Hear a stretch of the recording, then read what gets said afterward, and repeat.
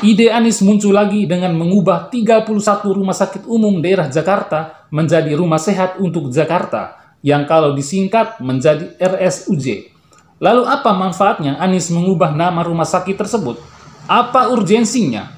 Hal mendesaknya apa untuk warga Jakarta sehingga Anies Baswedan mengubah nama 31 rumah sakit umum Jakarta menjadi Rumah Sehat untuk Jakarta? Apakah dengan mengubahnya lantas membuat warga Jakarta langsung kembali sehat? Jujur saja, apa yang dilakukan Anies Baswedan itu hanyalah model pencitraan, biar namanya terus dibicarakan, walaupun apa yang dilakukannya sangat tidak bermanfaat dan menuai kontroversi. Anies Baswedan selama ini memang tidak bisa bekerja, selain hanya pandai banyak omong dan hasilnya omong kosong. Kalau kerja pun hasilnya ambiar di mana-mana.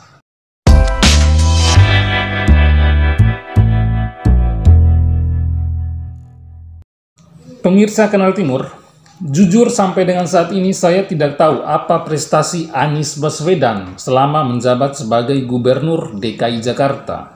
Mau bilang prestasinya membangun Jakarta International Stadium, tapi rencana pembangunan itu sudah ada semenjak era Fauzi Bowo menjabat sebagai Gubernur DKI Jakarta, dan Anies hanya melanjutkan saja sisa pembangunan tersebut. Mau bilang prestasi Anies Baswedan menuaikan janji kampanyenya, tapi banyak janji kampanyenya Anies tidak terrealisasi sampai dengan saat ini. Padahal kurang dari 2 bulan lagi, berakhirlah sudah masa jabatan Anies Baswedan sebagai Gubernur DKI Jakarta.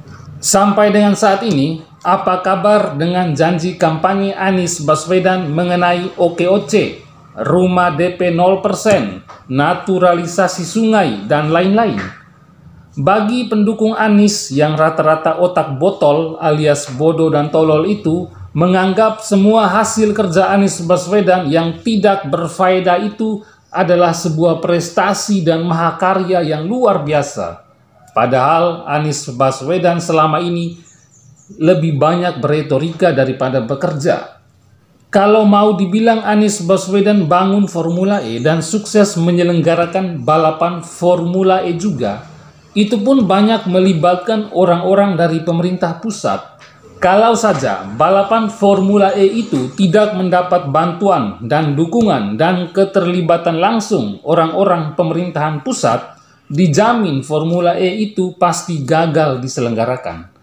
Dan asal kalian tahu, bahwa Formula E bukan program prioritasnya Anies Baswedan yang masuk dalam daftar janji-janji kampanye Anies Baswedan.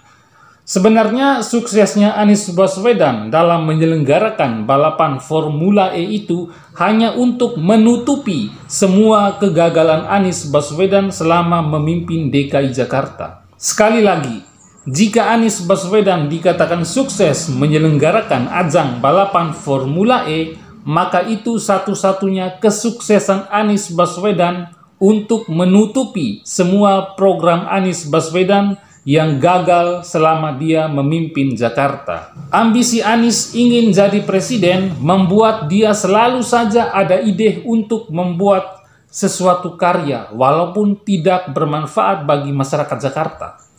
Asalkan dia diliput oleh media, biar namanya terus diingat oleh masyarakat Indonesia.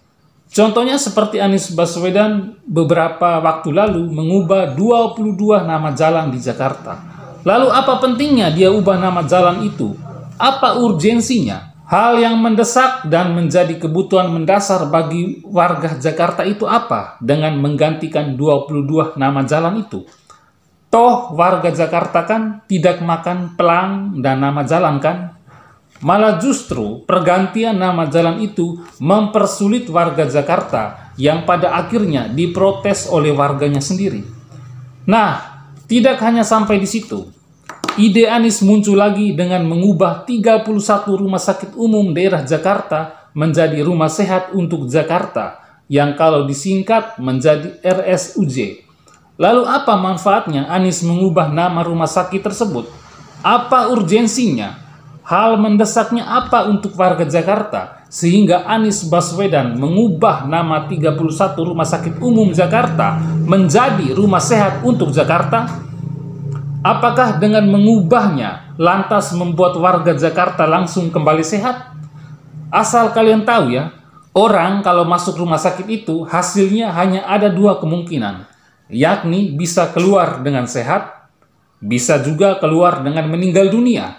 Jadi orang kalau masuk rumah sakit itu tidak selamanya dia kembali sehat, tapi bisa juga meninggal dunia. Jujur saja, apa yang dilakukan Anies Baswedan itu hanyalah model pencitraan, biar namanya terus dibicarakan, walaupun apa yang dilakukannya sangat tidak bermanfaat dan menuai kontroversi. Anies Baswedan selama ini memang tidak bisa bekerja, selain hanya pandai banyak omong dan hasilnya omong kosong. Kalau kerja pun hasilnya ambiar di mana-mana. Seperti sebagian tribun penonton Formula E rubuh, pagar pembatas di JIS rubuh, bikin halte bis juga ambruk, Anies Baswedan juga ambruk ke dalam got. Dan masih banyak lagi hasil kerja Anies Baswedan yang sangat tidak bermanfaat bagi keberlangsungan hidup masyarakat Jakarta, tapi hanya lebih kepada pemborosan uang rakyat Jakarta.